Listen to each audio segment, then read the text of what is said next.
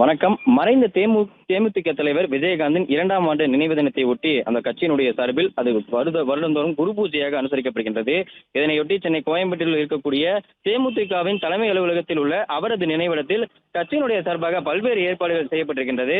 அந்த மறைந்த தேமுதிக தலைவருடைய விஜயகாந்தின் ஆலயம் நினைவிடத்தை ஆலயமாக அனுசரிக்கப்படக்கூடிய நிலையில் குரு பூஜை, இசை கச்சேரி, அன்னதானம் உள்ளிட்ட பல நிகழ்ச்சிகள் நடைபெறக்கூடிய நிலையில் தமிழகத்தின் பல்வேறு மாவட்டங்களில் இருந்தும் ஏராளமான தேமுதிகவினுடைய தொண்டர்களும் அதே போன்று விஜயகாந்தன் அவர்களுடைய ரசிகர்களும் ஏராளமானோர் காலை முதலாகவே தேமுதிக அலுவலகத்திற்கு வர தொடங்கியிருக்கின்றனர்.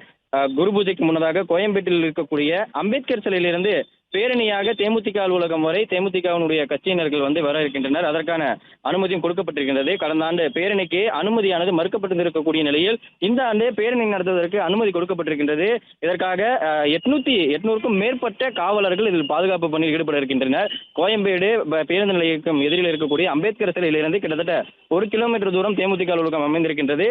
அந்த அலுவலகம் இருக்கக்கூடிய பகுதி வரை பேரணியாக செல்வதற்கு, அமைதி பேரணியாக செல்வதற்கு அனுமதியானது கடந்த ஆண்டு கோரப்பட்டிருந்தது. அதற்கு அனுமதி மறுக்கப்பட்டிருக்கக்கூடிய நிலையில் இந்த ஆண்டு பேரணி செல்வதற்கு அனுமதியானது கொடுக்கப்பட்டிருக்கின்றது. கிட்டத்தட்ட 9 மணி அளவில் இந்த பேரணியானது தொடங்கும் என்று எதிர்பார்க்கப்படுகின்றது. இதற்கு அடுத்து அந்த கேப்டனுடைய நினைவிடத்தில் அவர்களுக்கான அந்த மலர் தூவி மரியாதையானது செலுத்தப்பட்ட பின்னர் அங்கு வரக்கூடிய பொதுமக்களுக்கு அன்னதானம் வழங்கக்கூடிய நிகழ்வும் ஏற்பாடு செய்யப்பட்டிருக்கின்றது. தேமுதிகவினுடைய பொதுச் செயலாளர் பிரேமலதா விஜயகாந்த் அவர்கள் அங்கு இருக்கக்கூடிய பொதுமக்கள் அனைவருக்கும் சிறப்பு அன்னதானமானது வழங்குவதற்கு ஏற்பாடு செய்யப்பட்டிருப்பதாகவும் இந்த தகவலானது வெளியாகி இருக்கின்றது.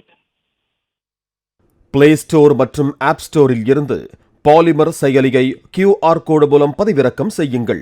செய்திகளை உடனுக்குடன் பெறுங்கள்.